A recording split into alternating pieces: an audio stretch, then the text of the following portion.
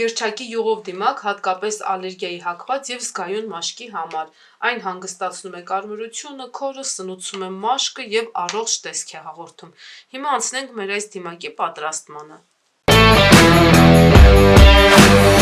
Հիմա արդեն մեր այս հրաշալի դիմակի պատրաստմանը անցնենք և նախապես կուզենայի որպես մաշկի հիմնական խնամք և անփոխարինելի միջոց ներկայացնել մեր այս պիլինգը, որը մեր շատ տեսանյութերում եմ ներկայացնում, բայց ավելորդ չի մեկ անգամ ևս հիշեցնել, որ ինչ խնամք էլ որ դուք անեք, ինչ սնուցող կրեմներ էլ որ օգտագործեք, եթե ուզում եք ամեն ինչ ձեր մաշկին լավ նստի, մաշկի վրա այդ ազդեցությունը միշտ շատ հաջող ստացվի, մաշկը դրանից սնուցվի, ուրեմն ամենասկզբից հարկավոր է հենց այս նյութերն օգտագործել, որոնք կոչվում են պիլինգներ։ Պիլինգների շատ տեսակներ կան, որոնց թթվայնությունը շատ քիչ է և իրենք պիլինգի ազդեցություն և նշանակություն չեն թողնում։ Եվ այդ պատճառով է, որ դուք իրենցից վատ ազդեցություն եք տեսնում։ Պիլինգները, որ ուզում եք շերտազատող լինեն և մաշկին արդյունք տան, պիտի առնվազն գոնե 1.5-2 pH ունենան։ Մեր պիլինգը հենց այդպիսին է։ Արտիկուլը կթողնեմ մեր էջում, կարող եք հետաքրքրվել նաև ձեռք բերել Վալբերիսից։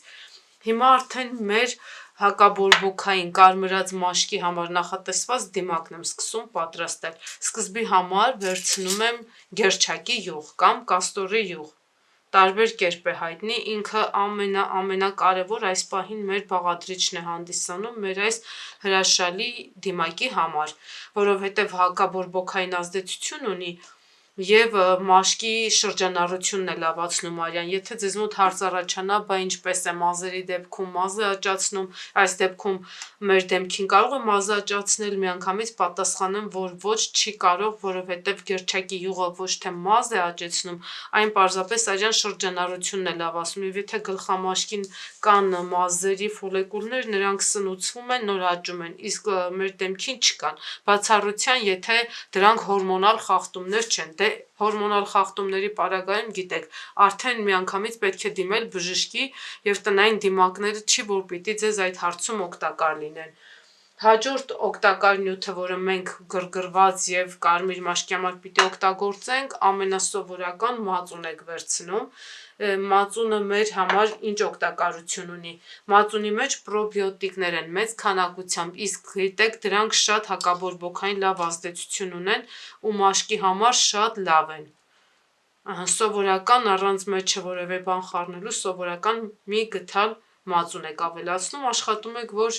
թարմ լինի, որ քաղցր լինի, թթվայնության աստիճանը քիչ լինի։ Ինչքան էլ իր մեջ թթվայնության աստիճանը քիչ լինի, միևնույնն է իր մեջ պարունակում է կաթնաթթու, որն էլ էլի մեր մաշկին սնուցվածության ազդեցություն է թողնելու։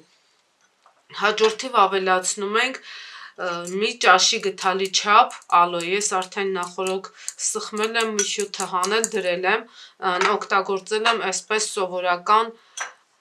ծաղկամանից վերցրած մի տերև ալոյ և ինձ սրանից հարկավոր է եղել մի ճաշի գդալ։ Ցույց եմ տալիս և մեր շատ տեսանյութերում եմ ցուցադրել, որ պատկերացնեք որտեղից եմ վերցնում ալոյն։ Եթե չունեք այսպիսին, չեք կարող փոխարինել ալոյ գելով, որը պատրաստ առնում եք, այնտեղ տասնյակ նյութեր կան խառնված և արդեն իսկական ալոյի հետ շատ քիչ կապ ունեն։ Այս պարագայում եթե չգտնեք, ավելի լավ է դեղատներից վերցնեք ամպուլայով և 2 ամպուլը ավելացնեք ձեր դիմակի մեջ։ Սա հիմա ավելացնում եմ։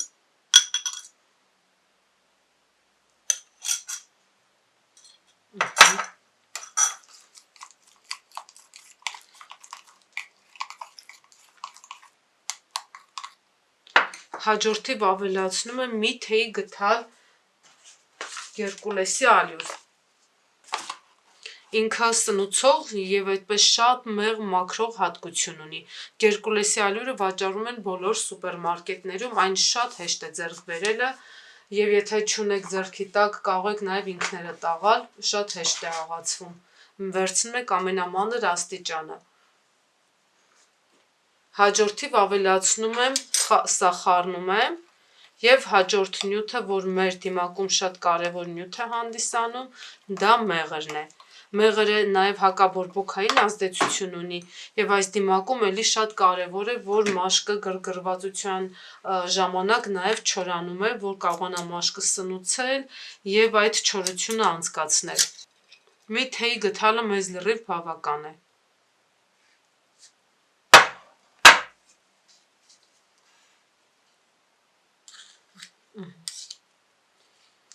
Մեղրի փոխարեն չեք կարող վերցնել օրինակ եփած շիրայաջուր, չեք կարող վերցնել այլ քաղցրավենիքներ, որտեղ այստեղ կարևորը ոչ թե քաղցրությունն է, այլ մեղրի մեջ եղած վիտամիններն են։ Եթե դուք զգայուն մաշկի համար եք պատրաստում եւ գիտեք, որ օրինակ տվյալ մարդը կամ դուք ալերգիա ունեք, ուրեմն կարող եք պարզապես մեղրը չավելացնել, բայց մյուս բաղադրիչները չեք կարող հերթով բոլորը չավելացնել, տակը ոչինչ չի մնա։ Մյուս բաղադրիչները անպայման են այս դիմակում։ Ինքը այսպեսի հաճելի լավ դիմակ է ստացվում, որը մաշկին երբ որ քսեք, այս առաջի օգտագործումից իր արդյունքը բավական լավ է երևում։ Երբ որ քսեք մաշկին կտեսնեք այդ կարմրությունն է հանգստանում, գրգռվածությունն է հանգստանում եւ որ ամենակարևորը այստեղ գերչակի յուղ է օգտագործված, ինքը այնքան քիչ տոկոսով է, որ դուք միայն իր օգտակարությունը կտեսնեք։ Մաշկի ծակոտիները չի լցնում եւ կոմեդագեն հատկություն չունի։ Այս դիմակը կարելի է օգտագործել օրու մեջ կամ շաբաթը 2 անգամ։